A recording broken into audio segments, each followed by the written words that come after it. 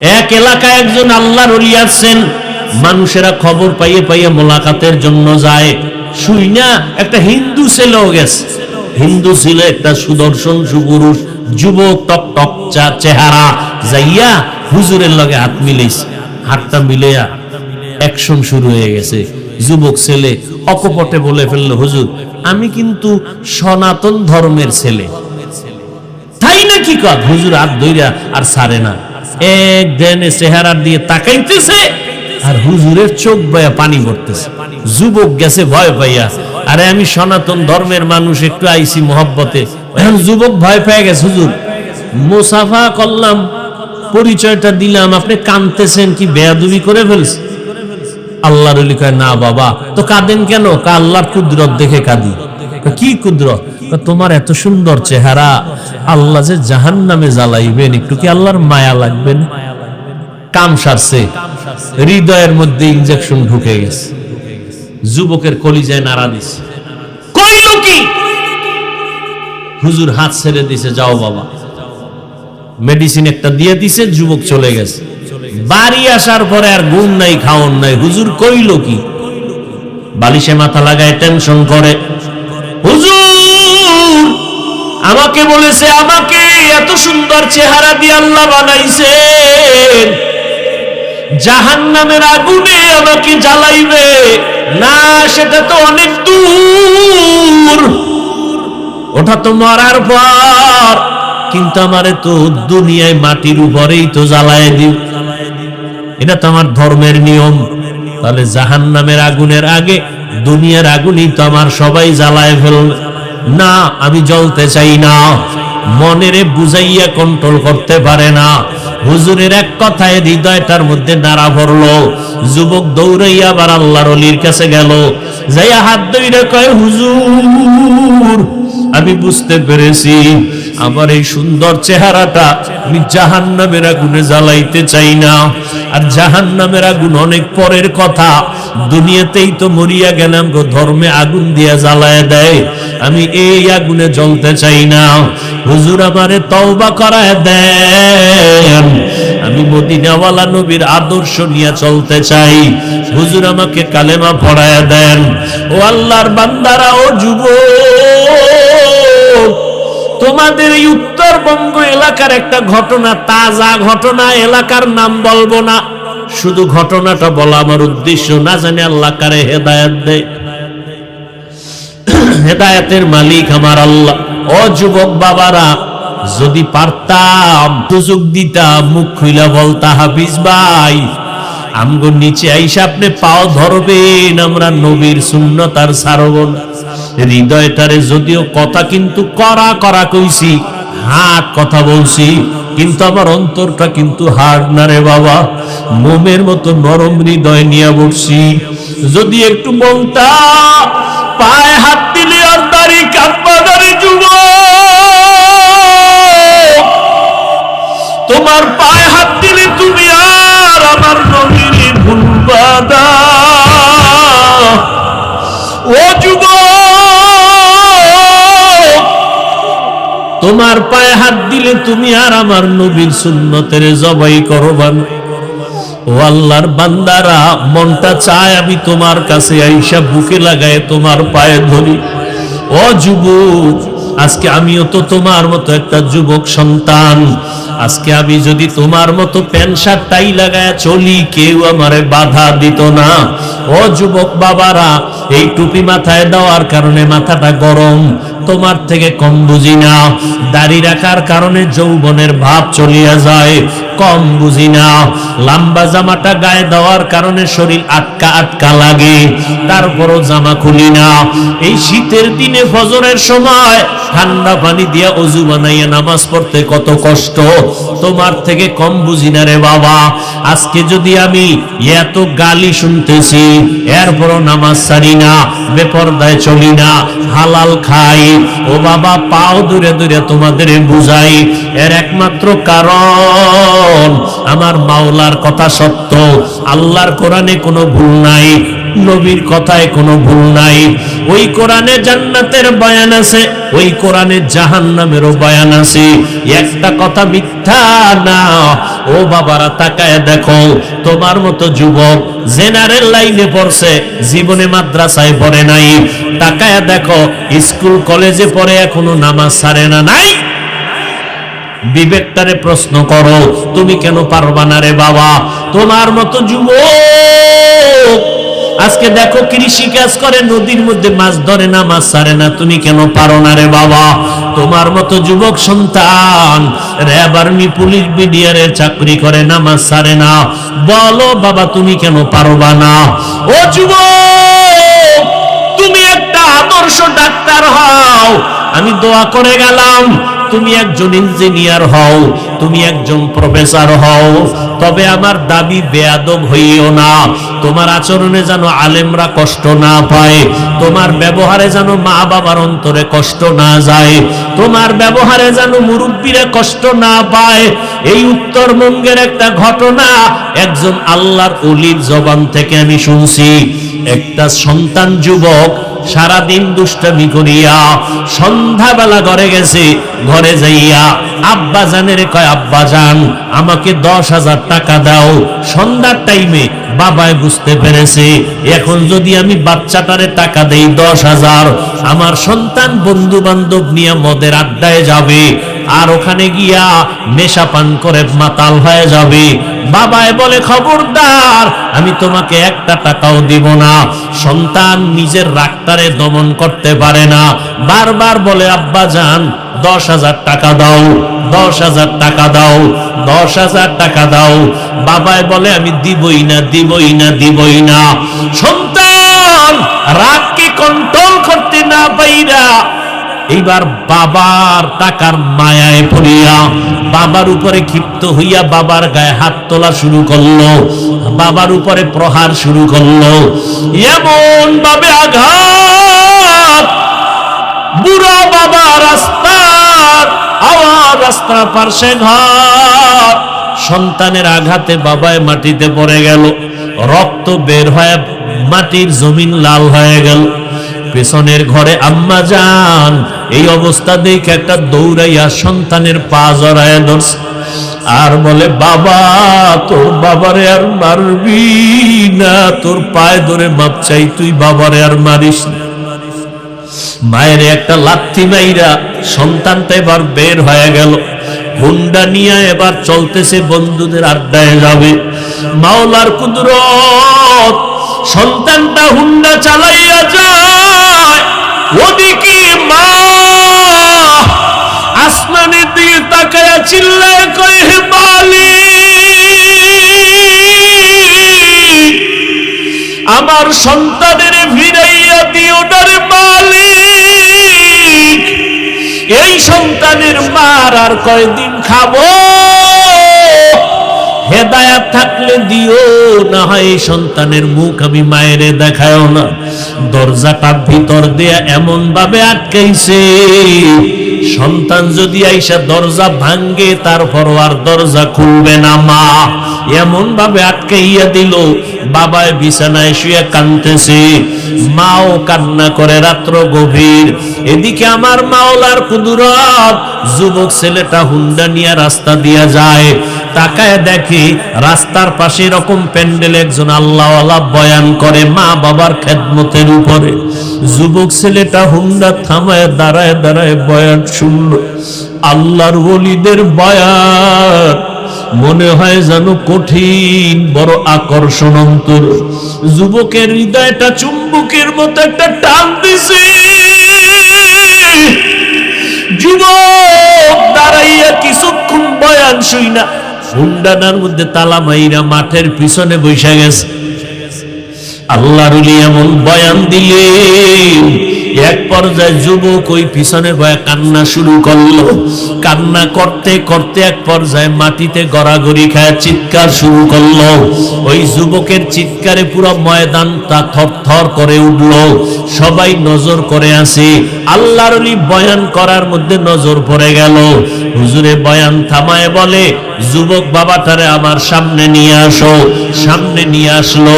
হুজুর মোনাজাত দিলেন। মোনাজাত দিয়া বিদায় দিয়া যুবকটারে আইসা ডাক দিয়া কাছে আইনা কয়, বাবা এত চিল্লায় কান্না কেন?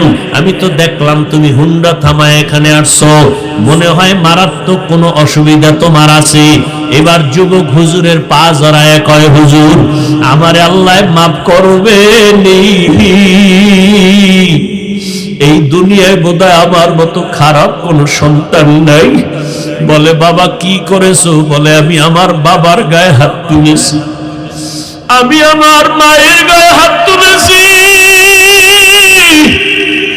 আমার জাহান্নাম ছাড়া উপায় নাই। হুজুর আমার উপায় কি হবে?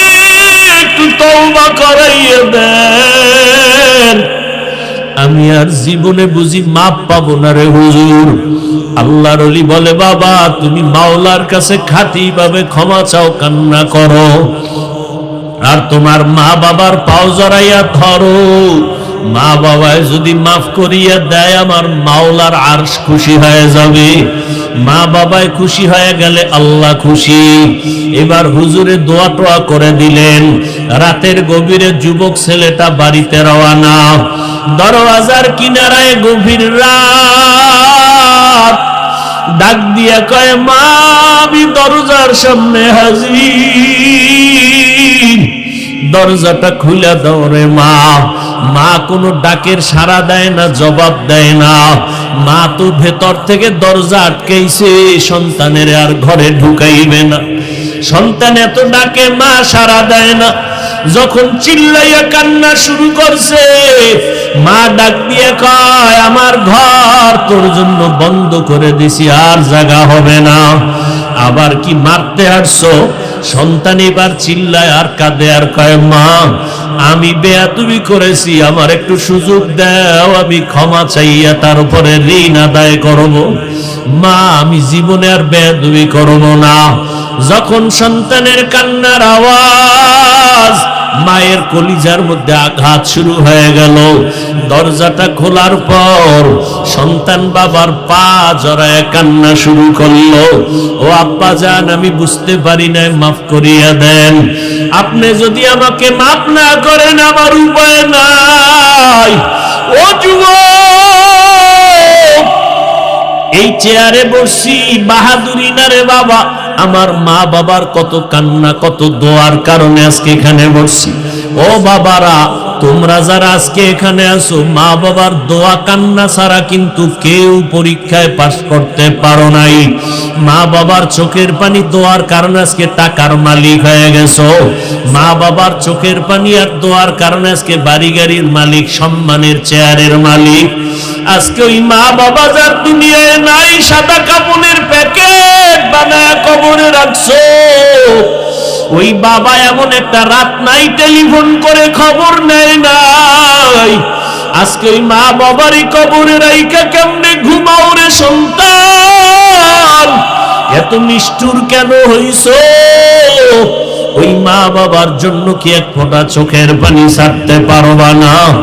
ওই মা বাবার ঋণ আদায় করা সম্ভব না রে বাবা। ওই মা বাবা গোপনে কত কান্না করে তোমার আমার জন্য দোয়া করে গেছেন। ওই মা বাবায় যদি মানুষ না বানাইতেন, মানুষ হইতে পারতাম না। ও যুবক বাবারা, এই অল্প বয়সে কে না জানি মায়ের কষ্ট দিয়া কাঁদাইছো, কত বাজে কথা বলছো, মা জানি কষ্ট পাইয়ে গোপনে কান্না করেছে। একজন আল্লাহর বান্দি স্বামীর সাথে রাতের বেলা বিছানায় শুয়া শুয়া কাঁদতেছে। স্বামী বলে, বিবি কেন কাঁদো? বলে, আমার মনে কষ্ট। কি কষ্ট? বলে, একটা সপ্তাহ হয়ে গেল আমার সন্তান আমাকে মা বলিয়া ডাক দেয় না। কেন? বলে, একদিন একটা অন্যায় করছে, আমি রাগ করছি। সন্তান ওই রাগে অভিমান কইরা এখন আর আমারে ডাকে না। ঘরে আইসা খানা খায়া চুপচাপ নেমে যায়, আমার দিকে তাকায় না, মা বলে না। স্বামী বলে, বিবি একটু ধৈর্য ধারণ করো, একদিন দুদিন একটু দেরি করো, দেখবা সন্তান ভুল বুঝতে পারিয়া কাছে আসবে। আম্মা জান কাঁদে আর কয়, স্বামী বুঝাইতে পারি না, আমি যতই ঘুমানোর চেষ্টা করি আমার ঘুম আসে না। খানার প্লেটটা নিয়ে বসি, আমার মুখে খানা যায় না, কারণ আমার কাছে লাগে খানার থেকে ঘুমের থেকে আমার সন্তানের মা ডাকে এত মজা। ও যখন আমাকে একবার আম্মু বলিয়া ডাক দেয়, আমার কলিজা ঠান্ডা হইয়া যায়। ও যুবক, ওই মাকে জানি কারা কাঁদাইছো,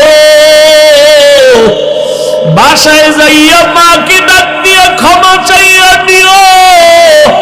মাকে বলিও, মা আজকে এত বিশাল ময়দানে বয়ান হইল রে মা, কত আমার মতো যুবকেরা দেখলাম কান্না করলো, চোখের পানি ছাড়িয়া মোনাজাত করলো, আর আমার চোখে পানি আসলো না। মা মনে হয় জানো গুনার কারণে আল্লাহ বেজার হয়ে গেছি। মা তুমি যদি একটু মাথায় হাত দিয়া দোয়া করিয়া দেও, আল্লাহ হয়তো রহমতের দরজা খুলিয়া দিবে। ও এতিম বাবারা, আমার মায়ার নবীও বড় এতিম। আমার মায়ার নবী দুনিয়াতে এসে বাবার চেহারা দেখেন নাই। 6 বছর মা হারাইয়া নবীর চোখে পানি,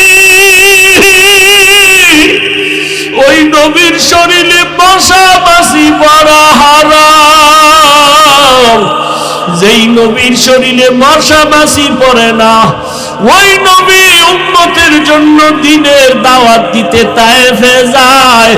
তায়েফের কাফের বেঈমানের বাচ্চারা পাথর মারিয়া নবীর শরীর মুবারকে রক্ত ঝরায়। আমার নবীর শরীর থেকে রক্ত পড়ে জুতা মুবারক আটকাইয়া যায়।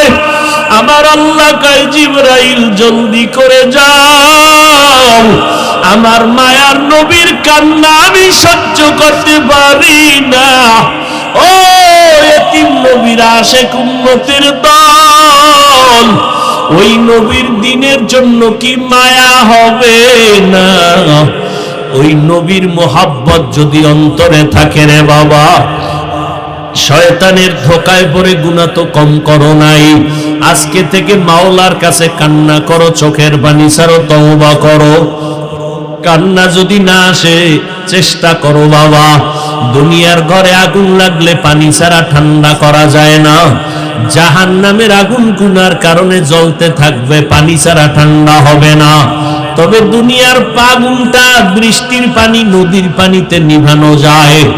জাহান্নামের আগুন চোখের পানি ছাড়া নিভানো যাবে না। এই জন্য আল্লাহ কোরআনেও বলেন কান্নার কথা। আমার নবীও জিন্দেগি ভর কান্না করেছেন। আবু বকরের মতো বান্দা জান্নাতের টিকিট পাইয়া কান্না করেছেন। ওমরে ফারুক কান্না করেছেন। সেই তুলনায় আপনার আমার তো আজীবন কান্না করা দরকার, যেই পরিমাণ গুনাহ করেছি। মানুষ আমার গুনার খবর জানে না, জানলে চেয়ারে বসতে দিত না। আল্লাহ পাক সব জানেন, এরপরও রাগ করিয়া খানা বন্ধ করেন নাই। বরং আমার আল্লাহ ডাকতেছেন, বান্দা কই গেছো, আয়। ওরে বান্দা, আমার রহমতের দরজা খোলা। আমার দরজা ছাড়িয়া যেদিকেই যাবি জাহান্নামের আগুন। 1 সেকেন্ডের জাহান্নামের আগুন সহ্য করতে পারবা না। ও বাবা, বাসায় গিয়া মশারি ছাড়া ঘুমাইতে পারো না, মশার কামড়। ফ্যানের বাতাস চালায়া ঘুমাও, গরম। আল্লাহ না করুন গুনাহ নিয়ে যদি কবরে যাও, ওই কবরে জাহান্নামের আগুনের গরম। ওই কবরের 2 পার্শ্বের মাটির চাপ কেমনে সহ্য করবা? আল্লাহর কোরআন সত্য, গুনাহ নিয়ে কবরে গেলে আযাব হবে সত্য। এখনো সময় আছে, আমার মাওলাকে মনে মনে ডাকো, মনে মনে বলো, হে আল্লাহ, এই ময়দানে আমার মতো গুনাহগার কেউ নাই। ও আল্লাহ, আমার গুনার কারণে আমার হাত না পাক, আমার চোখ না পাক, জিহ্বা না পাক, অন্তর না পাক। আজকে তওবা করে ফেললাম, মরিয়া গেলে যাব, আর নামাজ ছাড়ব না, আর দাড়ি কাটবো না, মা বাবাকে কষ্ট দিব না, উলামায়ে কেরামের পরামর্শ নিয়ে চলবো। ওয়ামা আরসালনাকা ইল্লা রাহমাতাল লিল আলামিন।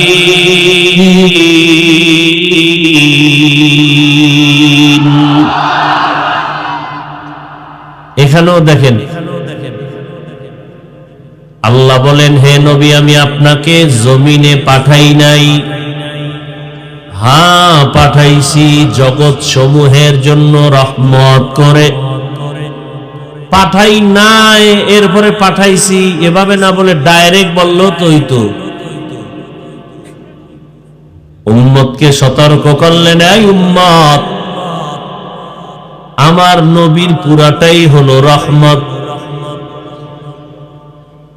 অনেকে তর্জমা করে নবী উভয় জগতের জন্য রহমত, তার মানে দুনিয়ার জগৎ আর আখিরাতের জগৎ, এই উভয় জগৎ। আমি তর্জমা করলাম জগৎ সমূহের জন্য রহমত, কারণ জগৎ তো দুইটা না, আরো জগৎ আছে। রূহের একটা জগৎ আলাদা, মায়ের গর্ভের জগৎ একটা আলাদা, দুনিয়ার জগৎ আলাদা, আলমে বারজাখ কবর জগৎ ভিন্ন আলাদা, হাসরের জগৎ আলাদা, জান্নাত ও জাহান্নামের আরেক জগৎ আলাদা। আল্লাহ বলেন, ও পয়গম্বর, উভয় জগৎ না, সমস্ত জগতের জন্য, জগৎ সমূহের জন্য আমি আপনাকে রহমত করে পাঠাইলাম। সব জগতের জন্য আপনি নবী হলেন রহমত, আর সব জগতের জন্য আমি আল্লাহ হলাম রব। আপনি হলেন রাহমাতাল লিল আলামিন, আর আমি আল্লাহ হলাম রব্বুল আলামিন।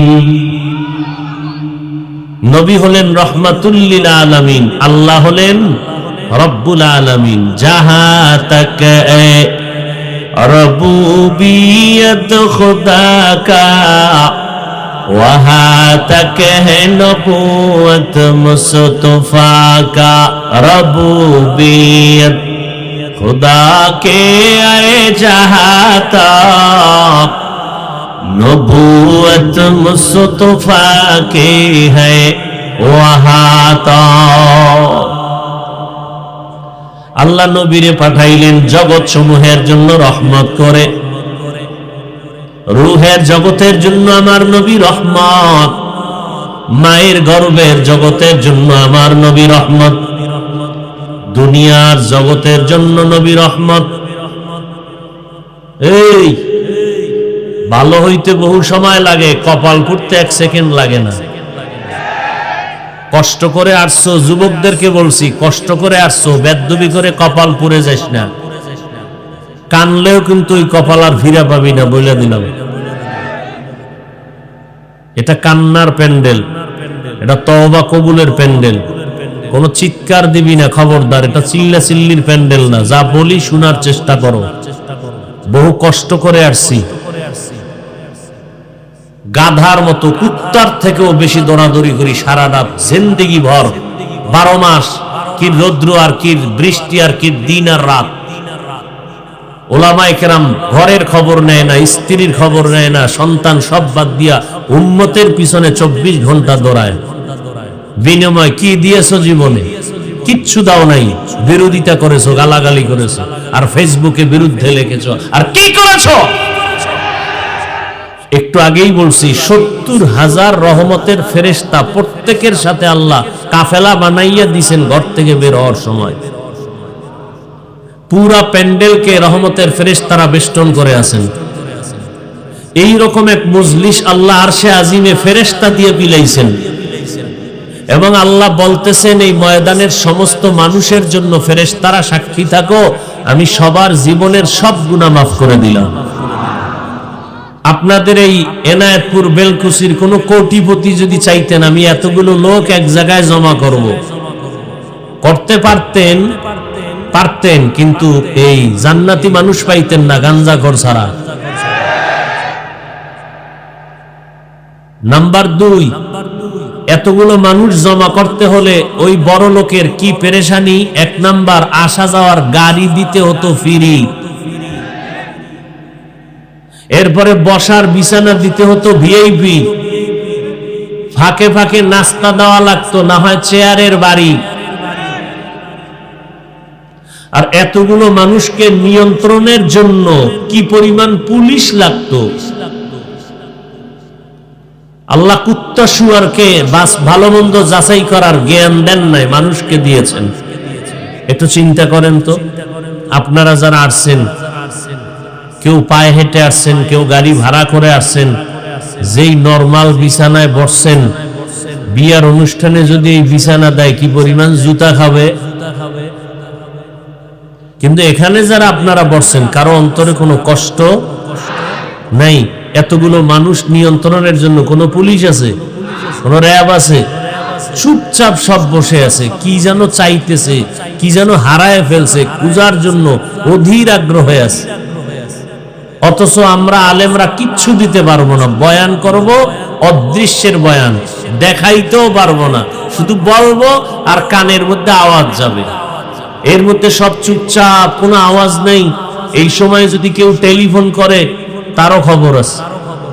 এই যে আপনারা ছবি তুলছেন, যদি বলি কেন, এমনি কবিরা গুনাহ হারাম। এরপরে কোন চালাক যদি হয় সে কইব না হুজুর আমরা আপনার ভক্ত, বয়ানটা রেকর্ড করি। তো আমাকে বরিশালে কয় ঘর জামাই কিনা বুদ্ধি থাকলে আর ঘর জামাই থাকতে হয় না।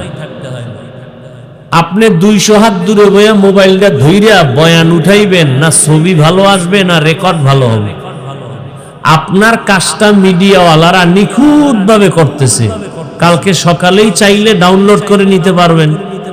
শুধু শুধু সময় নষ্ট করা এটা বুদ্ধিমানের কাজ না।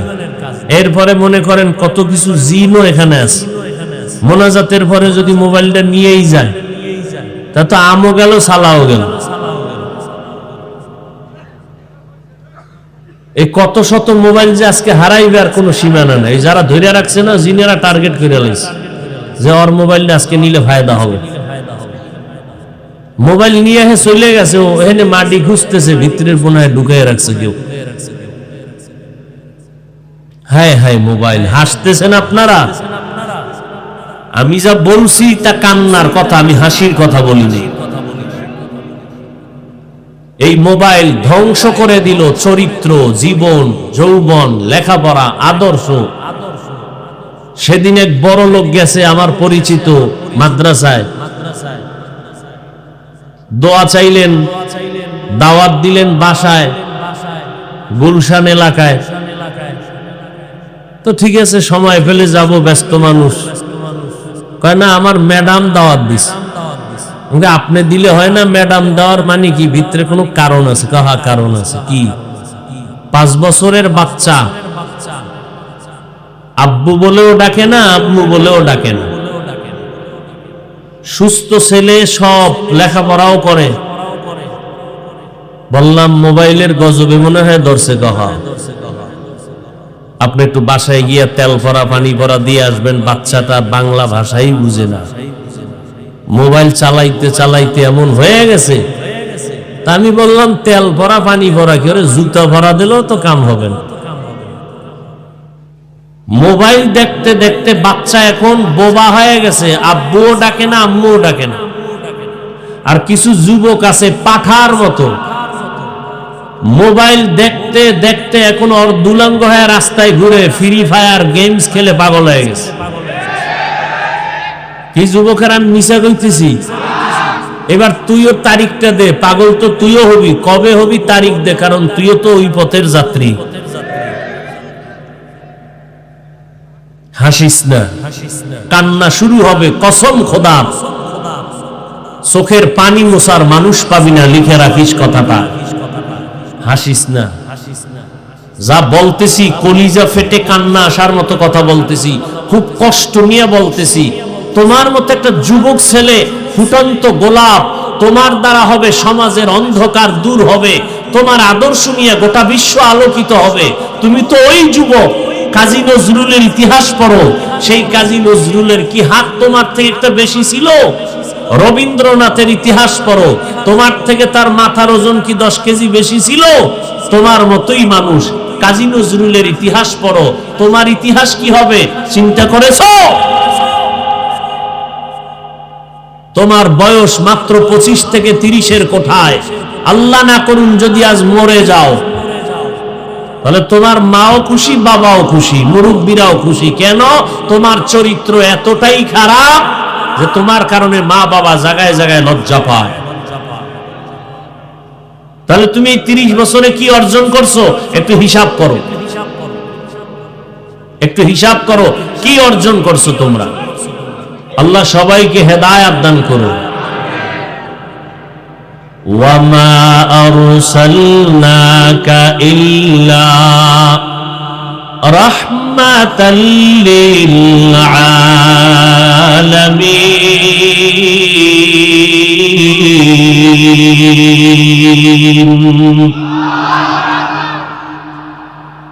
চরম এক কঠিন সময় আল্লাহ পাক আমার নবীকে পাঠাইলেন।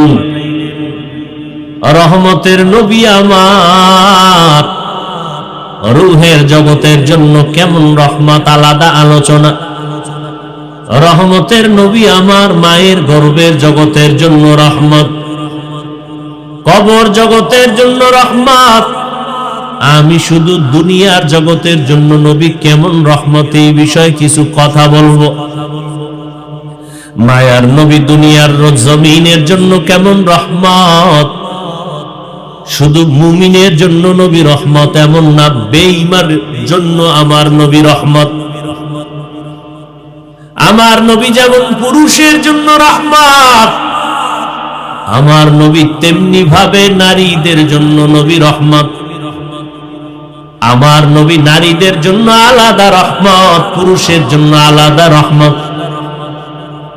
আমার মায়ার নবী শুধু মানুষ তা না, আমার নবী মানুষের জন্য যেমন রহমত, জঙ্গলের প্রাণীদের জন্য আমার নবী রহমত, সমুদ্রের প্রাণীর জন্য আমার নবী রহমত, আমার নবী উড়ন্ত পাখির জন্য রহমত, আমার নবী মরা গাছের জন্য রহমত।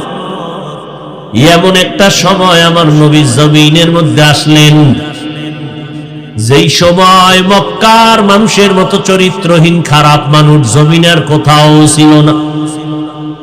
এতটাই তারা খারাপ, আপন বাবা হইয়া কন্যা সন্তান আসলে সন্তানটারে বাবা নিজে পাথর চাপা দিয়া মেরে ফেলে জবাই করে। কত খারাপ। বর্তমান দুনিয়াটাও কম খারাপ না। সোনার বাংলার ইতিহাস পড়বেন, কয়েকদিন আগে খবর কানে আসলো, দেখি না শুনছি, বাবা মেয়েটাকে হোটেলের মধ্যে ঢুকাইয়া, আপন বাবা আপন মেয়েটাকে কয় আজকে রাতের জন্য তুই আমার কাছে স্ত্রীর মতো। আরো জোরে বলেন। এরে যুবক, রহমতের নবী এমন এক সময় মক্কা নগরীতে আছেন যেই সময় কন্যা পছন্দ করে না। বর্তমানেও কিছু কুলাঙ্গার আছে, কন্যা হলে মনে কষ্ট পায়, বউয়ের সাথে রাগ করে কথা বলে না। আছে না নাই? এরে আল্লাহর গোলাম, অথচ রহমতের নবী আমার, যেই নবীর কোন তুলনা নাই, ওই নবী বলতেছেন আমি মুহাম্মদের বিরুদ্ধে কাফের মুশরিকরা মক্কায় ঘুরে ঘুরে কয় মুহাম্মদের কোন ছেলে নাই, মইরা গেলে মুহাম্মদের বংশ রক্ষা হবে না। অথচ তাকাইয়া দেখো আজ আমার নবীরে যারা গালাগালি করলো ছেলে নাই বলিয়া, ওদের নাম দুনিয়ায় কেউ জানে না।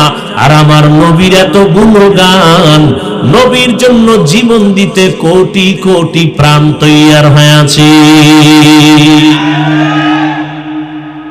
নবী বলেন আমার কোনো ছেলে নাই, আমি 4 কন্যার বাবা। আমি হলাম বিশ্ব নবী, রহমতের নবী, আমার কোনো ছেলে নাই, আমি 4 কন্যার বাবা। ও কন্যার বাবা যারা আছেন, নবী সুসংবাদ দিয়া বলেন, ও কন্যার বাবারা, যদি তুমি একটা কন্যা পাও তুমি একটা জান্নাতের মালিক, যদি তোমার 2টা কন্যা হয় তুমি 2টা জান্নাতের মালিক, যদি তোমার 3টা কন্যা সন্তান হয় তুমি 3টা জান্নাতের মালিক, 4টা কন্যা যদি পাও তুমি 4টা জান্নাতের মালিক। চাইছিলাম ছেলে, আল্লাহ দিল মেয়ে।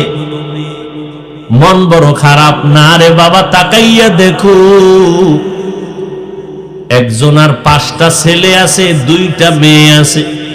খবর নিয়ে দেখো মেয়ের বাবার কাছে, 5টা ছেলে বাবার খবর নেয় না, মাইয়ারা বাবার কথা ভুলতে পারে না। ছেলেরা বাবারে খানা দিবে কি না দিবে কোনো গ্যারান্টি নাই, কিন্তু মেয়ে 1 ফোঁটা বিন্দু রক্ত থাকতেও মা বাবাকে ফেলে দিবে না।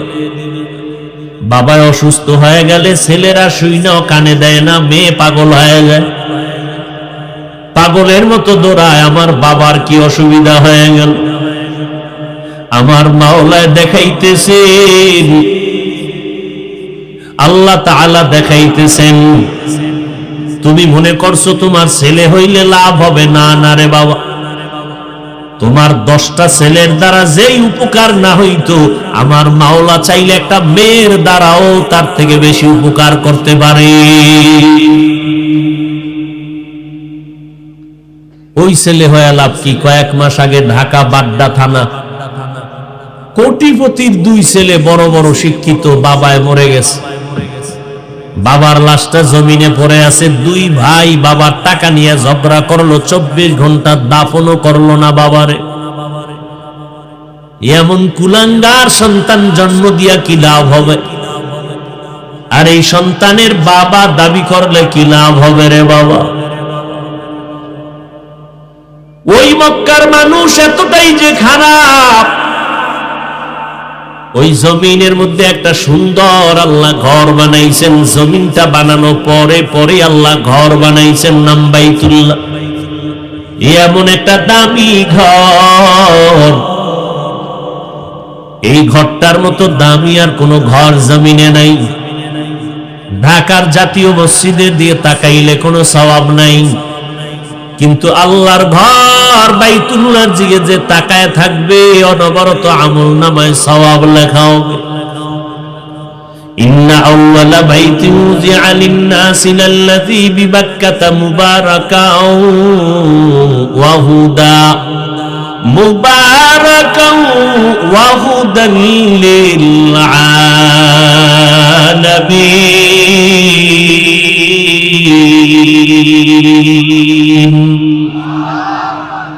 আল্লাহ বলেন, আমি জমিনটা বানাইয়া প্রথম ঘর বানাইলাম হেদায়াতের ঘর, ইবাদতের ঘর, নাম হলো বাক্কা নগরীতে বাইতুল্লাহ।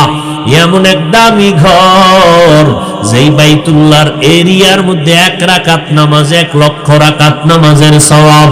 যেই ঘরের দিকে তাকাইয়া থাকলে কিছু না বলবেন তারপরও সওয়াব। এমন বাইতুল্লাহ, যেই বাইতুল্লাহ হলো আল্লাহর রহমত নাজিলের সেন্টার।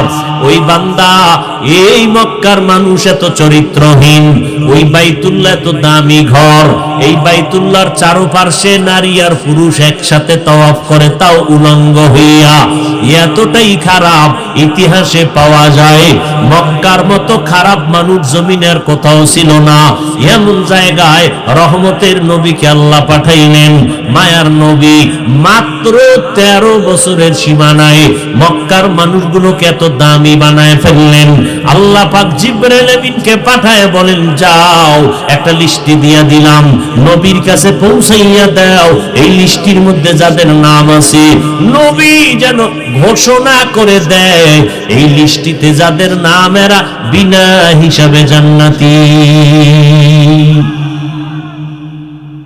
মাত্র 13 বছরে মক্কার খারাপ মানুষগুলো স্বর্ণের মানুষ বানায় ফেলতে বাড়িও দেন নাই। আরো আশ্চর্য, নবী জীবনে একটা মিথ্যা কথা বলেননি। পাইবেননি দুই একজন বিশ্বাস নেতা মিছা কয় না? আছে? তা ফুলের মতো পবিত্র হয় কেমনে? রহমতের নবী আমার জীবনে একটা মিথ্যা কথা বলেন নাই। আরো আশ্চর্য খবর, নবী জীবনে কোনোদিন কাউকে একটা গালি দেন নাই। হাজারো গালি নবী শুনছেন, কোনো গালির জবাব দেন নাই। আরো আশ্চর্য, রহমতের নবী আমার কোনদিন কারো দিকে চোখ গরম করে তাকান নাই।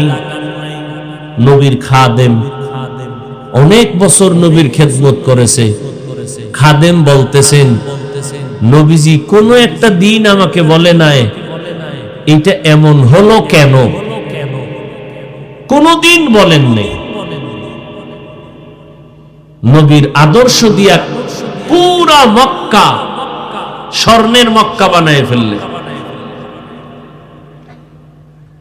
ওই নবী বিদায় বেলা চ্যালেঞ্জ দিয়ে গেলেন, ও উম্মতেরা, আমি নবী বিদায় হয়ে গেলাম, তোমরা যারা আমাকে খুঁজে পাইবা না, আমি দুইটা জিনিস তোমাদের জন্য রেখে গেলাম, আঁকড়াইয়া ধরো, সম্মান কমবে না। قال النبي صلى الله عليه وآله وسلم تركت فيكم أمرين لن تضلوا ما تمسكتم بهما কিতাব আল্লাহি ওয়া সুন্নাত রাসূলি। পয়গম্বর বলেন, উম্মতের দল, দুইটা জিনিস আঁকড়াইয়া ধরো, সম্মান কখনো যাবে না। এক নাম্বার কোরআন, দুই নাম্বারে নবীর আদর্শ সুন্নাত। ১৫০০ বছর পরে আজকে তাকাইয়া দেখেন, ইহুদি খ্রিস্টান বিধর্মীরা সব মুসলমানের দুশমন। ভেতরে ভেতরে কিছু মুসলমান নামদারিরাও দুশ্মনী করে। এরপরেও তাকায় দেখেন, মহামারী করোনা চলে গেল, এই করোনার ভেতরে স্কুল বন্ধ, কলেজ বন্ধ, ব্যবসা বন্ধ, চাকরি বন্ধ, আল্লাহর কোরআনের মাদ্রাসা একটাও বন্ধ হয় নাই। আর কি দেখাইবেন আল্লাহ চোখের সামনে? এই দুনিয়াতে এখনো তাকায় দেখেন, যাদের কাছে কোরআন আছে, যাদের কাছে নবীর আদর্শ আছে, নবীর মোহাব্বত আছে, এদের মতো সম্মানে জমিনে আর কেউ নাই। এরে নবীর উম্মতের দল, ওই জমিনের মানুষগুলো কতটাই খারাপ, বিধবা নারীদের অপছন্দ করে। মায়ার নবী, রহমতের নবী, বিশ্ব নবী, কতটা পাওয়ারফুল নবী আমার। এমনি তো নবী হিসাবে শক্তি বেশি, আবার বড়া যৌবন, বয়স 25 বছর। ওই সময় আমার নবী আরবের নারী খাদিজা রাদিয়াল্লাহু তাআলা আনহার বয়স 40। আল্লাহর নবী তাকে বিবাহের বন্ধনে আবদ্ধ করলেন। এর পর্দার আড়ালের আম্মা জান খাদিজা রাদিয়াল্লাহু তাআলা আনহাকে 40 বছর বয়সে, নবীর বয়স 25, বিবাহ করলেন। আম্মা জান খাদিজা রাদিয়াল্লাহু আনহা, আগে দুইজন স্বামী বিদায় হলো, সন্তান দুইটা চলে গেল। আম্মা জান নবীর ঘরে আসলেন 40 বছরে, আমার নবী 25 বছরে বিবাহ করলেন। নবী বলেন, আমার যত সন্তান খাদিজাতুল কুবরার গর্ভ থেকে আসছে, আমি মুহাম্মদ 4 কন্যার বাবা হয়েছি। এই 4টা কন্যা খাদিজা রাদিয়াল্লাহু আনহা থেকে আসছে। আমার কনিষ্ঠ কন্যা ফাতেমা রাদিয়াল্লাহু আনহা। আজকে গোটা দুনিয়াতে আওলাদে রাসূলের বংশ জিন্দা আছে, নবীর বংশ পুরুষের দ্বারা জিন্দা না। ফাতেমা রাদিয়াল্লাহু তাআলা আনহার মাধ্যমে আওলাদে রাসূল জিন্দা, নবীর বংশ জিন্দা আছে এখনো। ফাতেমা রাদিয়াল্লাহু আনহার মাধ্যমে আল্লাহর শুকর, নবীর কলিজা ফাতেমা রাদিয়াল্লাহু আনহা, তার কলিজা ইমাম হাসান হুসাইন রাদিয়াল্লাহু আনহুমা। আল্লাহর শুকর, হাজী সাহেব নিজের নামটাও দিলে চাইলে পারতেন, নিজের নামে মসজিদ, নিজের নামে মাদ্রাসা, এগুলো না দিয়া আল্লাহর মোহাব্বতে ইমাম হাসান হুসাইন রাদিয়াল্লাহু আনহুমার নামে মাদ্রাসার নাম করেছেন। ইনশাআল্লাহ এটাই হবে দুনিয়া আখিরাতের সফলতার কারণ। ওগো নবীর উম্মতেরা,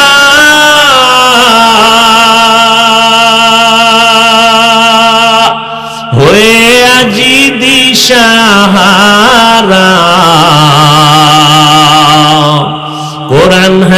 ছেড়ে চলো যখন যাহা চায় মনে, নবী বিনে কে তরাবে পুলসিরাত মিজানে, নবী বিনে কে তরাবে পুলসিরাত মিজানে, নবী আমার জীবন ভরে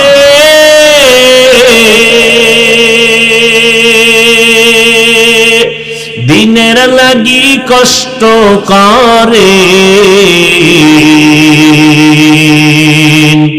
দান দান শহীদ করিলেন উহুদেরই ময়দানে, নবী বিনে কে তরাবে পুলসিরাত মিজানে, নবী বিনে কে তরাবে পুলসিরাত মিজানে। ও নবীর আশিক উম্মতের দল, আল্লাহ পাক রব্বুল আলামিন আমার নবীর মাধ্যমে জমিনের মধ্যে রহমতের বাড়িধারা বহন করায় দিলেন। আমার নবীর কারণে আজ আমাদের কপাল খুলে গেল। যদিও নবী নাই, নবীর উম্মত হওয়ার কারণে হাজারো অন্যায় করিয়াও আমরা পার পেয়ে যাইতেছি। ও নবীর আশিক উম্মতের দল, নবীর মাধ্যমে আল্লাহ বিধবা নারীর সম্মান বাড়ায় দিলেন, নবীর মাধ্যমে কন্যা সন্তানদের মর্যাদা আল্লাহ বাড়ায় দিলেন। এর পর্দার আড়ালের আম্মা জানেরা, ভালো করে শুনেন, আপনাদের এত দাম, আপনারা নবী না, নবীদের মায়ের মতো মা, সাহাবায়ে কেরামের মায়ের মতো মা, আপনারা হাফেজ আলেমদের মায়ের মতো মা। এরে আম্মা জানেরা, আপনারা ফাতেমা রাদিয়াল্লাহু আনহার মতো নারী, খাদিজা রাদিয়াল্লাহু আনহার মতো নারী, আপনারা আয়েশা রাদিয়াল্লাহু আনহার মতো দামি নারী, ইসমাঈল নবীর মা হাজেরা আলাইহিস সালামের মতো দামি নারী, আপনারা ঈসা নবীর মা মারিয়াম আলাইহিস সালামের মতো দামি নারী। এরে আম্মা জান, আপনাদের অবদানের কারণে এই জমিনের মধ্যে দামি দামি সন্তান আছে। আখিরাতের লাইনে বলেন আর দুনিয়ার লাইনে বলেন, মায়ের অবদানের কারণে সন্তান ভালো, চেয়ারম্যানের ব্যবহার ভালো, এসপি সাহেবের ব্যবহার ভালো, ডিসি সাহেবের ব্যবহার ভালো। খোদার কসম, এগুলো তাদের ব্যক্তিগত বাহাদুরি না, একমাত্র মায়ের দোয়া, মায়ের অবদান। মদিনাতুল মুনাওয়ারা থেকে ভারতের জমিনে একজন আল্লাহর ওলি আসলেন, খাজা মুঈনুদ্দিন চিশতি আজমিরি রহমাতুল্লাহ আলাইহি। ভারতের দাঁড়ে দাঁড়ে ঘুরলেন, বিধর্মীদের কাছে কালেমার দাওয়াত দিলেন। লক্ষ লক্ষ বিধর্মী কালেমা পড়েছেন খাজা মুঈনুদ্দিন চিশতি আজমিরি রহমাতুল্লাহ আলাইহির হাতে। আজ বিধর্মীরা পর্যন্ত ওই খাজা মুঈনুদ্দিনের নাম শ্রদ্ধার সাথে বরণ করে নেয়। ও পর্দার আড়ালের আম্মা জানেরা, ভালো করে শুনে নেন, কিয়ামতের ময়দানে নারীদের অবদান হবে সবথেকে বেশি। আল্লাহ যদি কোটি কোটি কোটি মানুষের সামনে আল্লাহ যদি জিজ্ঞাসা করে, ও হাসরের মানুষ, আজকে কই ব্যক্তিকে আমি দেখতে চাই, প্রথম কে আমার নবীর হাতে হাতটা লাগাইয়া কালেমা গ্রহণ করেছো, প্রথম আমার মুহাব্বতের নবী, ওই নবীর সাথে কালেমা কে পড়েছো, প্রথম যে পড়ছো দাঁড়াও। আল্লাহর কসম করে বলি, ও বৃহত্তর সিরাজগঞ্জের মানুষেরা, একজন পুরুষও দাঁড়াইবার সাহস হবে না, একজন নারী হাসরের ময়দানে দাঁড়ায় বলবেন, ও দয়ার মালিক, আমি একজন নারী, তোমার নবীর হাতে প্রথম কালেমা গ্রহণ করেছি, আমি ভিন্ন কোন নারী না, আমি নারী রহমতের নবীর বিবি খাদিজা। নারীদের এত সম্মান নবীর রহমতের নবীর কারণে। হাসরের ময়দানে আল্লাহ যদি জিজ্ঞাসা করে, আমার নবীর সাথে দিন জিন্দা রাখার জন্য প্রথমে কে গলা কাইটা রক্ত বিলাইছো, জমিনে শহীদ হয়েছো, একজন পুরুষও দাঁড়াবার ক্ষমতা হবে না, একজন আল্লাহর বান্দি দাঁড়ায় যাবেন, দাঁড়াইয়া বলবেন, আল্লাহ আপনার দিন জমিনে জিন্দা করার জন্য আমি সর্বপ্রথম গলা কাটাইয়া রক্ত ঝরাইছি, আমি একজন নারী, সুমাইয়া রাদিয়াল্লাহু আনহা। নারীর অবদান কত! যত লাইনে নারীর সম্মান দেওয়া দরকার আল্লাহ দিয়ে দিয়েছেন, কিয়ামত পর্যন্ত আর লাইন নাই। কেউ চালাকি যদি করে নারীর মর্যাদা একটু আলাদা করে বাড়াবে, নারীর অপসম্মান হবে না, হবে নারীদের অপমান। এরে আম্মা জানেরা, খাজা মঈনুদ্দিন চিশতি আজমিরি অন্তর বড় খুশি। আম্মা জান ডেকে বলে, ও মঈনুদ্দিন, তোমার অন্তর এত খুশি কেন? আম্মা জান মন আনন্দে ভরা, আমার দাওয়াতে ভারতের ভিতরে লক্ষ লক্ষ বিধর্মী মুসলমান হয়ে গেছে। আম্মা জান কয়, এটা তোমার বাহাদুরি কি? সব আমি মায়ের অবদান। খাজা মঈনুদ্দিন চিশতি আজমিরি বলেন, মা আপনার অবদান মানি? এবার মা ডেকে বলে, ও মঈনুদ্দিন, আল্লাহ যেদিন তোমাকে আমার গর্ভে দিয়েছেন, আমি একটা রাত ঘুমাই নাই, আল্লাহর মহব্বতে সিজদায় পড়ে কান্না করে দোয়া করেছি, ও দয়ার মালিক, মেহেরবানি করে আমার গর্ভের সন্তান তুমি কুতুবুল আলম বানায় দিও। এই মঈনুদ্দিন, দুনিয়াতে যখন তুমি আসছো, আমি মা তোমাকে দুধ পান করাইছি, আল্লাহর কসম, আমি যতদিন তোমাকে দুধ পান করাইছি, বিনা অজুতে এক ফোঁটা দুধও তোমার মুখে দেই না। কয়জনের মা পাইবেন এই দুনিয়ায়? বাংলাদেশ বাদ সারা দুনিয়া খুঁজে পাইবেন যে বাচ্চাকে দুধ দেয় অজুর সাথে। ওই যে একটা প্রবাদ আছে না, সংসার ধন্য হয় রমণীর গুণে, ধ্বংস হয় নারীর কারণে। একটা ঘরের নাভি ফুটন্ত গোলাপ মা, মায়ের অবদান, মায়ের আদর্শের কারণে সন্তানের আদর্শ সুন্দর হয়।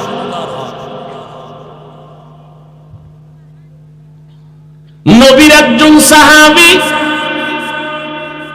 একদিকে তার চাচতো ভাই হযরত আলী রাদিয়াল্লাহু তাআলা আনহু, মাত্র 7 থেকে 12 বছরের মাঝখানে নবীর হাতে হাত লাগায় কালেমা পড়লেন। হযরত আলী বলেন, আমার নবী আমাকে তার মহব্বতের কনিষ্ঠ কন্যা ফাতেমাকে বিবাহ দিয়েছে। আমি আলী কোথাও কাজ করে একদিন মসজিদে ঢুকলাম, দেখি নবী বসে আছেন, সামনে সাহাবায়ে কেরাম। জটিল একটা প্রশ্ন চলতেছে, কেউ জবাব দেয় না। জটিল প্রশ্ন, এই দুনিয়াতে নারীদের জন্য শ্রেষ্ঠ গুণের নাম কি? কোন গুণটা নারীদের জন্য শ্রেষ্ঠ গুণ? নবীও বসা, সাহাবায়ে কেরাম বসা, কেউ জবাব দেয় না। হযরত আলী বলেন, আমি ভেতরে ঢুকলাম, বসলাম। কিছুক্ষণ পরে আমি ওখান থেকে বের হইয়া ঘরে গেলাম। ঘরের দরজায় গিয়ে সালাম দিলাম, আসসালামু আলাইকুম ইয়া আহলাল বাইত। ও সিরাজগঞ্জের মানুষ, নবী সুন্নত দেখায় গেছেন, ঘরে ঢুকলে জোরে সালাম দিবেন, সুন্নত। আস্তে না জোরে? জোরে দিবেন, জিনেরাও শুনবে, ফেরেশতারাও শুনবে। শুধু তাই না, জোরে যদি সালাম দেন, ওই সালামের বরকতে যদি ঘরের মধ্যে, বাড়ির মধ্যে খারাপ কোনো কিছু থাকে, সালামের বরকতে বের হয়ে যাবে। তাবিজ লাগাইছেন কেন? তাবিজ তো মদিনার নবী দিয়ে গেছেন। ঘরে ঢুকবেন, জোরে সালাম দিবেন, এটা বড় তাবিজ। আলাদা কোনো সুতায় তাবিজ লাগবে না, জোরে সালাম দিবেন। ডান পাও দিয়া বাড়ির মধ্যে ঢুকবেন, ঢুইকা সালাম জোরে দিয়া বিসমিল্লাহ পড়বেন, এরপরে দুরূদ শরীফ পড়বেন, কুল হুয়াল্লাহ সূরাটা পড়বেন। রিজিকের বরকত ছুটাইবে কে? আল্লাহ যেই রিজিক দেবে, খাওয়ার মানুষ থাকবে না। এই তাবিজ ব্যবহার করেন, খালি ঘুমায় ঘুমায় জান্নাত পাইবেন, আমল করবেন না। সহজ আমল। ঘরে ঢুকবেন, ডান পা দিয়া জোরে সালাম দিবেন, বিসমিল্লাহ পড়বেন, দরুদ শরীফ পড়বেন, এরপরে কুল হুয়াল্লাহ সূরা পড়বেন। রিজিকের বরকত বাড়ির মধ্যে বাড়তে থাকবে, কোনো খারাপ আসরওয়ালা জিনিস বাড়ির মধ্যে থাকবে না। এরে আল্লাহর বান্দা হযরত আলী বলেন, আমি বাড়ির দরওয়াজায় গিয়ে সালাম দিলাম, আসসালামু আলাইকুম ইয়া আহলাল বাইত। ফাতেমার কণ্ঠে ঘরের ভেতর থেকে জবাব আসলো, ওয়া আলাইকুমুস সালাম ওয়া রাহমাতুল্লাহ। দরজাটা খুলে দিলেন। আপনাদের কষ্ট হইতেছে মনে হয়, হ্যাঁ? আর একটু সামনে আগাবো, আল্লাহ সবাইকে কবুল করে। কিছু বেরান্না মানুষ আছে 2 ঘন্টা বয়ান শুনবে, কিন্তু এই বরকতের মোনাজাতে অংশগ্রহণ করবে না। আসলে এটা কপাল। কপাল যদি খারাপ হয়, তা আমি হাফিজুর রহমান কেন, সারা দুনিয়ার হুজুরেরা কেন, স্বয়ং নবীও বয়ান করে কালেমা পড়ে না। এরকম 2-1 বেঈমানের নাম জানেননি? নবীর বয়ানেও কালেমা পড়ে না, কত বড় বেঈমান! নাম কি? আর কপাল যদি খুলে যায়, আল্লাহ যদি কপাল খুলে দেন, তাহলে নবীকেও জবাই করতে এসে কালেমা পড়ে। কে? এটা কপালের বিষয়। কপাল খুইলা গেলে নবীর বয়ানেও কালেমা পড়ে না, আর কপাল খুইলা গেলে নবীরে জবাই করতে এসেও কি পড়ে নেয়? কালেমা পড়ে নেয়। হযরত ওমর নবীরে জবাই করতে এসে কালেমা পড়ে কত দামি হয়ে গেলেন। একটু চিন্তা করেন তো, বালিশে মাথা লাগায় এটা কেমন মানুষ যে ওমর রাস্তা দিয়ে ঢুকলেই শয়তান টের পাইলে দৌড়। ওমর যেই রাস্তায় ঢুকে শয়তান ওই রাস্তায় থাকে না, পালায় যায়। কেমন মানুষ, শয়তান ভয় পায়। আমাকে বাঙালি একটাই কয়, হুজুর শয়তান আমারও ভয় পায়। কেন কয়? আমি ওর থেকে বড় শয়তান।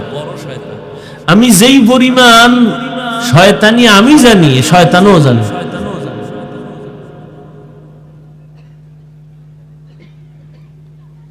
সেই ওমরের দাম কত?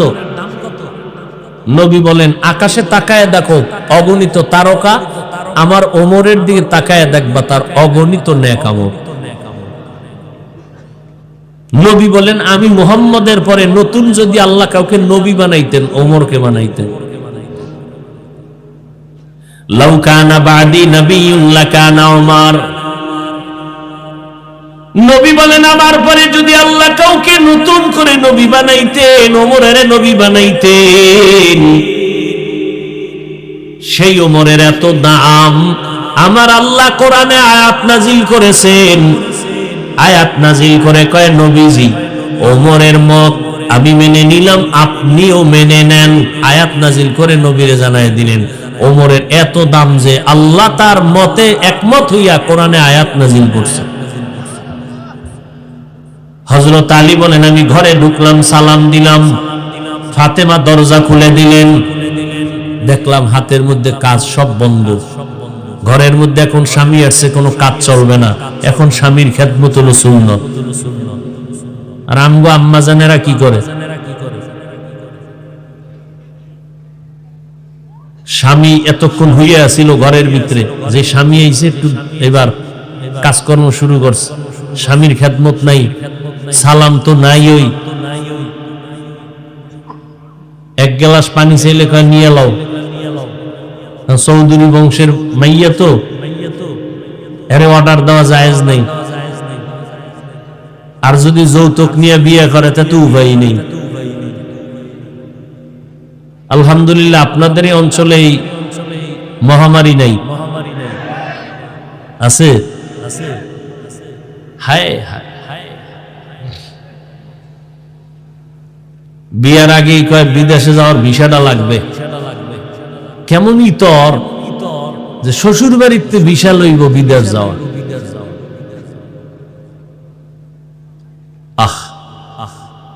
বিদেশ যাবা বউ কয় আমার ছোট ভাই আছে বাহারানে। কি আল্লাহ হেদায়াত দান করে।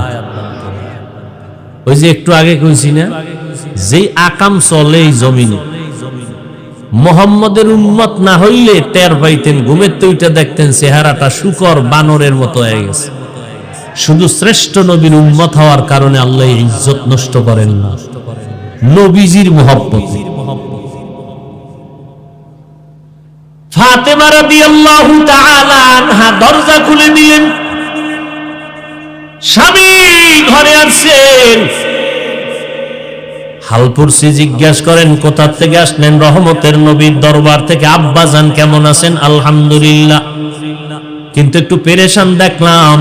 ফাতেমা রাদিয়াল্লাহু আনহা বলেন, আব্বাজানের কি পেরেশান? কয়েকটা প্রশ্ন চলতেছে, দুনিয়াতে নারীদের গুণ কি, শ্রেষ্ঠ গুণ কি নারীদের? কেউ জবাব দেয় না। আমি এটা শুইনা চলে আসলাম। ফাতেমা, তুমি পারবানি? ফাতেমা রাদিয়াল্লাহু আনহা বলেন, স্বামী আমার রহমতের নবীর কাছে যাবেন, আব্বাজানের কাছে আমার সালাম দিবেন, আর জবাবটাও শুনায় দিবেন। দুনিয়াতে নারীদের জন্য শ্রেষ্ঠ গুণ হলো বেগানার নজর থেকে নিজেকে বাঁচাইয়া রাখা। হযরত আলী দৌড় নবীজির দরবারে, হাঁপাচ্ছেন, ঘাম। নবী বলেন, এই আপনি একটু আগে গেলেন, আবার দৌড়ে আসলেন, কোথায় গেছিলেন? কয়, ঘরের থেকে আসছি। তাই আমার কলিজার টুকরা ফাতেমা কেমন আছে? আলহামদুলিল্লাহ, ভালো আছে। নবী জবাব পেয়েছেন না, আপনার ফাতেমা জবাব দিয়েছেন। তাই বলে, হ্যাঁ, কি জবাব দিয়েছেন? হযরত আলী বলেন, ইয়া রাসূলুল্লাহ। ফাতেমা রাদিয়াল্লাহু আনহা জবাব দিলেন, নারীদের জন্য শ্রেষ্ঠ গুণ হলো বেগানার নজর থেকে নিজেকে বাঁচাইয়া রাখা। নবী বলেন, আমার কলিজা তো আমার কলিজা ফাতেমা ছাড়াই জবাব আর কে দিবে? আমি দোয়া করি ফাতেমার জন্য। নবী এমন দোয়া দিলেন যে ফাতেমার মাধ্যমেই বর্তমান দুনিয়াতে রসুলের বংশ এখনো জিন্দা আছে। আওলাদে রসুল শুনেন না নাম? আওলাদে রসুল, এই আওলাদে রসুল সব ফাতেমা রাদিয়াল্লাহু আনহার বংশ থেকে, তার মাধ্যমে। এরে পর্দার আড়ালের আম্মা জানেরা, ও যুবক, আমি যে এতক্ষণ চিল্লাইয়া তোমার পায়ে ধরে বিনয়ের সাথে কথা বলতেছি, দুনিয়ার সব ডাক্তারের একমত, কথা বলার মতো কষ্টের আর কোনো কাজ জমিনের মধ্যে নাই। এরপরও বাবা এত কষ্ট করে বিনয়ের সাথে কথা বলি, একবারও কিন্তু বলি নাই বাধ্য করে যে আলেম হওয়া লাগবে, মাদ্রাসা আসতে হবে, স্কুল ছেড়ে দাও, বলি নাই রে বাবা।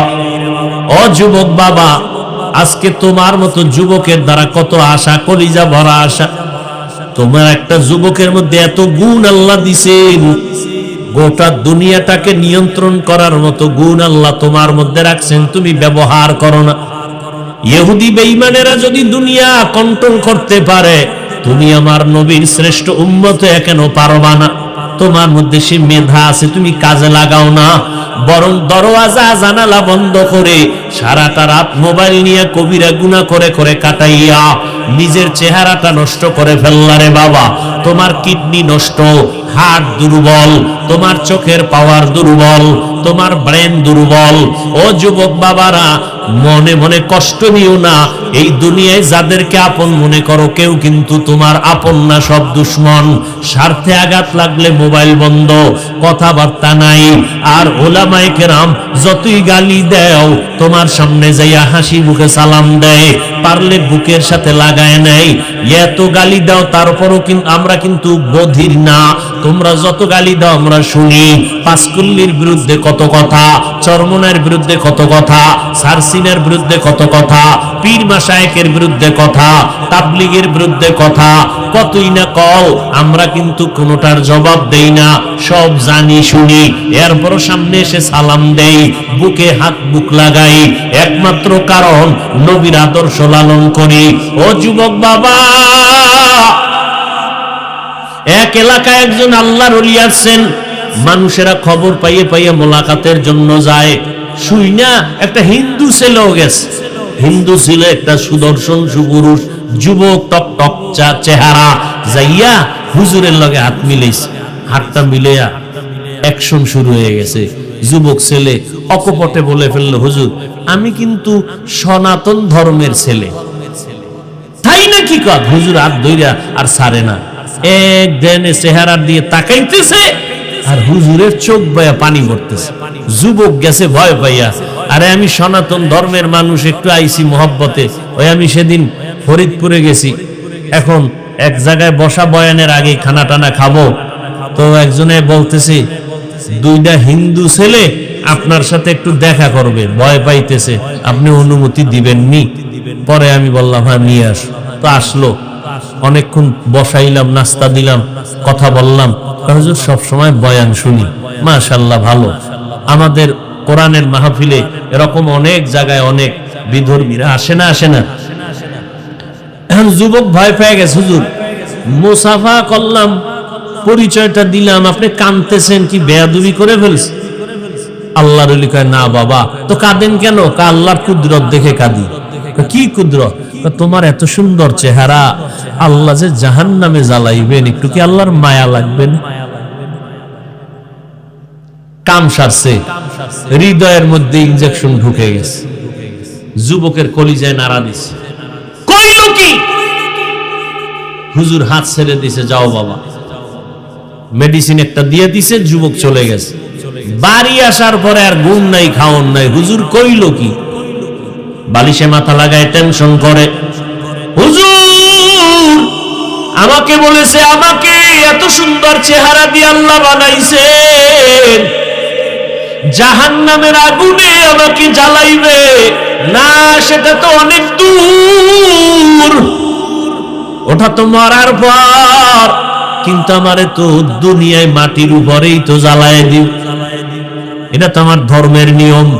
তাহলে জাহান্নামের আগুনের আগে দুনিয়ার আগুনই তো আমার সবাই জ্বালায় ফেলবে না, আমি জ্বলতে চাই না।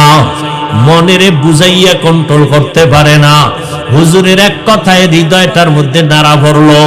যুবক দৌড়াইয়া আবার আল্লাহর ওলির কাছে গেল, যাইয়া হাত ধইরা কয় হুজুর আমি বুঝতে পেরেছি, আমার এই সুন্দর চেহারাটা আমি জাহান্নামের আগুনে জ্বালাইতে চাই না। আর জাহান্নামের আগুন অনেক পরের কথা, দুনিয়াতেই তো মরিয়া গেলাম গো, ধর্মে আগুন দিয়া জ্বালায় দেয়, আমি এই আগুনে জ্বলতে চাই না। হুজুর আমারে তওবা করায় দেন, আমি মদিনাওয়ালা নবীর আদর্শ নিয়ে চলতে চাই, হুজুর আমাকে কালেমা পড়ায় দেন। ও আল্লাহর বান্দারা, ও যুবক, তোমাদের এই উত্তরবঙ্গ এলাকার একটা ঘটনা, তাজা ঘটনা, এলাকার নাম বলবো না, শুধু ঘটনাটা বলা আমার উদ্দেশ্য। না জানি আল্লাহ কারে হেদায়েত দেয়, হেদায়েতের মালিক আমার আল্লাহ। ও যুবক বাবারা, যদি পারতাম সুযোগ দিতাম, মুখ খুইলা বলতা হাফিজ ভাই আমগো নিচে আইসা আপনি পাও ধরবেন, আমরা নবীর সুন্নত আর ছাড়ব না। হৃদয়টারে যদিও কথা কিন্তু করা করা কইছি, হাট কথা বলছি, কিন্তু আমার অন্তরটা কিন্তু হার্ড না রে বাবা, মোমের মতো নরম হৃদয় নিয়ে বসছি। যদি একটু বলতা পায়ে হাত দিলে আর দাড়ি কাটবা দাড়ি, যুবক তোমার পায়ে হাত দিলে তুমি আর আমার নবীর ভুলবা না। ও যুবক তোমার পায়ে হাত দিলে তুমি আর আমার নবীর সুন্নতের জবাই করবা না। ও আল্লাহর বান্দারা, মনটা চায় আমি তোমার কাছে আইসা বুকে লাগায় তোমার পায়ে ধরি। ও যুবক, আজকে আমিও তো তোমার মতো একটা যুবক সন্তান, আজকে আমি যদি তোমার মতো প্যান্ট শার্ট টাই লাগায় চলি, কেউ আমারে বাধা দিত না। ও যুবক বাবারা, এই টুপি মাথায় দেওয়ার কারণে মাথাটা গরম, তোমার থেকে কম বুঝি না। দাড়ি রাখার কারণে যৌবনের ভাব চলিয়া যায়, কম বুঝি না। লম্বা জামাটা গায়ে দেওয়ার কারণে শরীর আটকা আটকা লাগে, তারপরও জামা খুলি না। এই শীতের দিনে ফজরের সময় ঠান্ডা পানি দিয়া ওযু বানাইয়া নামাজ পড়তে কত কষ্ট, তোমার থেকে কম বুঝি না রে বাবা। আজকে যদি আমি এত গালি শুনতেছি, এরপরও নামাজ ছাড়ি না, বেপরদায় চলি না, হালাল খাই, ও বাবা পাও দূরে দূরে তোমাদের বুঝাই, এর একমাত্র কারণ আমার মাওলার কথা সত্য, আল্লাহর কোরআনে কোনো ভুল নাই, নবীর কথায় কোনো ভুল নাই। ওই কোরআনে জান্নাতের বয়ান আছে, ওই কোরআনে জাহান্নামেরও বয়ান আছে, একটা কথা মিথ্যা না। ও বাবারা তাকায় দেখো, তোমার মতো যুবক জেনারেল লাইনে পড়ছে, জীবনে মাদ্রাসায় পড়ে নাই, তাকায় দেখো স্কুল কলেজে পড়ে এখনো নামাজ ছাড়ে না। নাই বিবেকটারে প্রশ্ন করো, তুমি কেন পারবা না রে বাবা?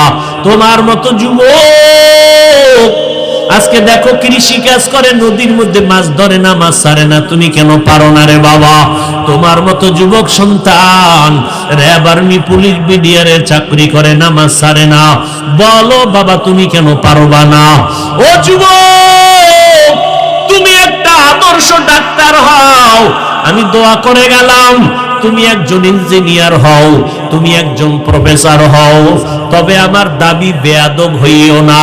তোমার আচরণে যেন আলেমরা কষ্ট না পায়, তোমার ব্যবহারে যেন মা বাবার অন্তরে কষ্ট না যায়, তোমার ব্যবহারে যেন মুরব্বীরা কষ্ট না পায়। এই উত্তরবঙ্গের একটা ঘটনা একজন আল্লাহর ওলির জবান থেকে আমি শুনছি। একটা সন্তান যুবক সারাদিন দুষ্টামি করিয়া সন্ধ্যাবেলা ঘরে গেছে, ঘরে যাইয়া আব্বা জানের কয়, আব্বা জান আমাকে 10,000 টাকা দাও। সন্ধ্যার টাইমে বাবায় বুঝতে পেরেছে এখন যদি আমি বাচ্চাটারে টাকা দেই 10,000, আমার সন্তান বন্ধু বান্ধব নিয়ে মদের আড্ডায় যাবে, আর ওখানে গিয়া নেশা পান করে মাতাল হয়ে যাবে। বাবায় বলে, খবরদার, আমি তোমাকে একটা টাকাও দিব না। সন্তান নিজের রাগটারে দমন করতে পারে না, বারবার বলে, আব্বা জান 10,000 টাকা দাও, 10,000 টাকা দাও, 10,000 টাকা দাও। বাবায় বলে, আমি দিবই না, দিবই না, দিবই না। সন্তান রাগকে কন্ট্রোল করতে না পাইরা এইবার বাবার টাকার মায়ায় পড়িয়া বাবার উপরে ক্ষিপ্ত হইয়া বাবার গায়ে হাত তোলা শুরু করলো, বাবার উপরে প্রহার শুরু করলো। এমন ভাবে আঘাত, বুড়া বাবা রাস্তার আওয়াজ, রাস্তার পাশে ঘর, সন্তানের আঘাতে বাবায় মাটিতে পড়ে গেল, রক্ত বের হয়ে মাটির জমিন লাল হয়ে গেল। পেছনের ঘরে আম্মা জান এই অবস্থা দেখে একটা দৌড়াইয়া সন্তানের পা জড়ায় ধরছে আর বলে, বাবা তোর বাবারে আর মারবি না, তোর পায়ে ধরে মাপ চাই, তুই বাবারে আর মারিস না। মায়ের একটা লাথি মাইরা সন্তানটা এবার বের হয়ে গেল, হুন্ডা নিয়ে এবার চলতেছে, বন্ধুদের আড্ডায় যাবে। মাওলার কুদরত, সন্তানটা হুন্ডা চালাইয়া যায়, ওদিকে মা আসমানের দিকে তাকায়া চিল্লায় কয়, হে মালিক, আমার সন্তানের ফিরাইয়া দিও না রে মালিক, এই সন্তানের মার আর কয়দিন খাবো, হেদায়াত থাকলে দিও, না হয় সন্তানের মুখ আমি মায়েরে দেখায়ও না। দরজাটা ভিতর দিয়া এমন ভাবে আটকাইছে, সন্তান যদি আইসা দরজা ভাঙ্গে তারপর আর দরজা খুলবে না মা, এমন ভাবে আটকাইয়া দিল। বাবায় বিছানায় শুয়ে কাঁদতেছে, মাও কান্না করে, রাত্র গভীর। এদিকে আমার মাওলার কুদরত, যুবক ছেলেটা হুন্ডা নিয়ে রাস্তা দিয়া যায়, তাকায় দেখে রাস্তার পাশে এরকম প্যান্ডেল একজন আল্লাহওয়ালা বয়ান করে মা বাবার খেদমতের উপরে।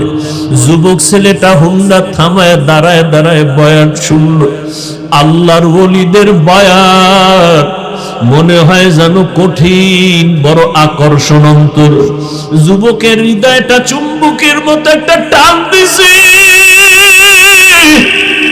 যুবক দাঁড়াইয়া কিছুক্ষণ বয়ান শুই না, হুন্ডানার মধ্যে তালা মাইরা মাঠের পিছনে বৈশা গেছে।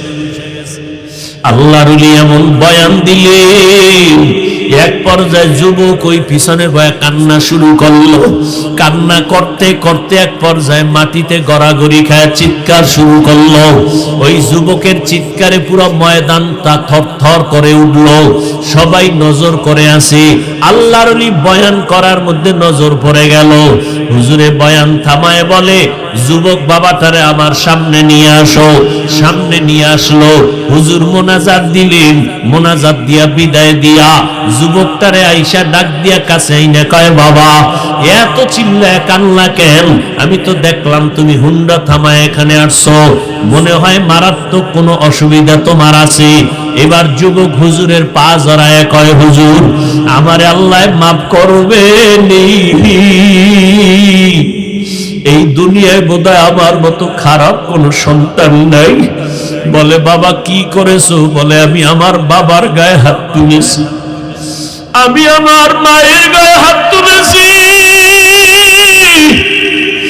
আমার জাহান্নাম ছাড়া উপায় নাই। হুজুর আমার উপায় কি হবে? একটু তওবা করাইয়া দেন। আমি আর জীবনে বুঝি মাপ পাবো না রে হুজুর। আল্লাহর ওলি বলে, বাবা তুমি মাওলার কাছে খাঁটি ভাবে ক্ষমা চাও, কান্না করো, আর তোমার মা বাবার পাও জড়াইয়া ধরো। মা বাবায় যদি মাফ করিয়া দেয়, আমার মাওলার আরশ খুশি হয়ে যাবে। মা বাবায় খুশি হয়ে গেলে আল্লাহ খুশি। এবার হুজুরে দোয়া টোয়া করে দিলেন।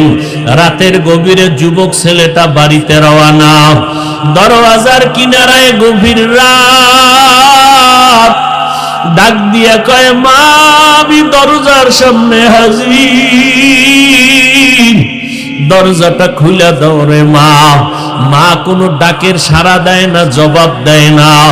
মা তো ভেতর থেকে দরজা আটকাইছে, সন্তানের আর ঘরে ঢুকাইবে না। সন্তান এত ডাকে, মা সাড়া দেয় না। যখন চিল্লাইয়া কান্না শুরু করছে, মা ডাক দিয়ে কয়, আমার ঘর তোর জন্য বন্ধ করে দিছি, আর জায়গা হবে না। আবার কি মারতে আসছো? সন্তান এবার চিল্লায় আর কাঁদে আর কয়, মা আমি বেয়াদবি করেছি, আমার একটু সুযোগ দাও, আমি ক্ষমা চাইয়া তার উপরে ঋণ আদায় করব। মা আমি জীবনে আর বেয়াদবি করব না। যখন সন্তানের কান্নার আওয়াজ, মায়ের কলিজার মধ্যে আঘাত শুরু হয়ে গেল। দরজাটা খোলার পর সন্তান বাবার পা জড়ায় কান্না শুরু করলো, ও আব্বা জান আমি বুঝতে পারি নাই, মাফ করিয়া দেন। আপনি যদি আমাকে মাফ না করেন আমার উপায় নাই। ও যুবক,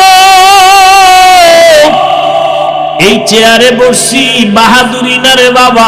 আমার মা বাবার কত কান্না, কত দোয়ার কারণে আজকে এখানে বসছি। ও বাবারা, তোমরা যারা আজকে এখানে আসো, মা বাবার দোয়া কান্না ছাড়া কিন্তু কেউ পরীক্ষায় পাশ করতে পারো নাই। মা বাবার চোখের পানি দোয়ার কারণে আজকে টাকার মালিক হয়ে গেছো। মা বাবার চোখের পানি আর দোয়ার কারণে আজকে বাড়ি গাড়ির মালিক, সম্মানের চেয়ারের মালিক। আজকে ওই মা বাবা যার দুনিয়ায় নাই, সাদা কাপড়ের প্যাকেট বানায় কবরে রাখছো। ওই বাবা এমন একটা রাত নাই টেলিফোন করে খবর নেয় নাই। আজকে ওই মা বাবারই কবরে রাইকা কেমনে ঘুমাও রে সন্তান? এত নিষ্ঠুর কেন হইছো? ওই মা বাবার জন্য কি এক ফোঁটা চোখের পানি ছাড়তে পারবা না? ওই মা বাবার ঋণ আদায় করা সম্ভব না রে বাবা। ওই মা বাবা গোপনে কত কান্না করে তোমার আমার জন্য দোয়া করে গেছেন। ওই মা বাবায় যদি মানুষ না বানাইতেন, মানুষ হইতে পারতাম না। ও যুবক বাবারা, এই অল্প বয়সে কে না জানি মায়েরে কষ্ট দিয়া কাঁদাইছো, কত বাজে কথা বলছো, মা জানি কষ্ট পাইয়ে গোপনে কান্না করেছে। একজন আল্লাহর বান্দি স্বামীর সাথে রাতের বেলা বিছানায় শুয়া শুয়া কাঁদতেছে। স্বামী বলে, বিবি কেন কাঁদো? বলে, আমার মনে কষ্ট। কি কষ্ট? বলে, একটা সপ্তাহ হয়ে গেল আমার সন্তান আমাকে মা বলিয়া ডাক দেয় না। কেন? বলে, একদিন একটা অন্যায় করছে, আমি রাগ করছি। সন্তান ওই রাগে অভিমান কইরা এখন আর আমারে ডাকে না। ঘরে আইসা খানা খায়া চুপচাপ নেমে যায়, আমার দিকে তাকায় না, মা বলে না। স্বামী বলে বিবি একটু ধৈর্য ধারণ করো, একদিন দুদিন একটু দেরি করো, দেখবা সন্তান ভুল বুঝতে পারিয়া কাছে আসবে। আম্মা জান কাঁদে আর কয় স্বামী বুঝাইতে পারি না, আমি যতই ঘুমানোর চেষ্টা করি আমার ঘুম আসে না, খানার প্লেটটা নিয়ে বসি আমার মুখে খানা যায় না, কারণ আমার কাছে লাগে খানার থেকে ঘুমের থেকে আমার সন্তানের মা ডাকে এত মজা।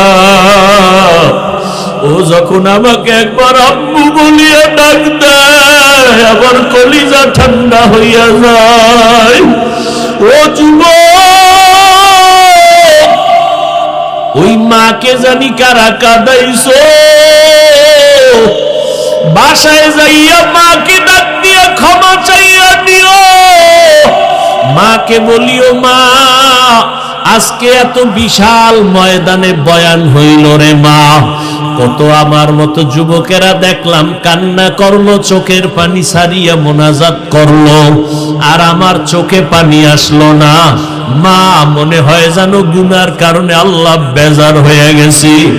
মা তুমি যদি একটু মাথায় হাত দিয়া দোয়া করিয়া দাও, আল্লাহ হয়তো রহমতের দরজা খুলিয়া দিবে।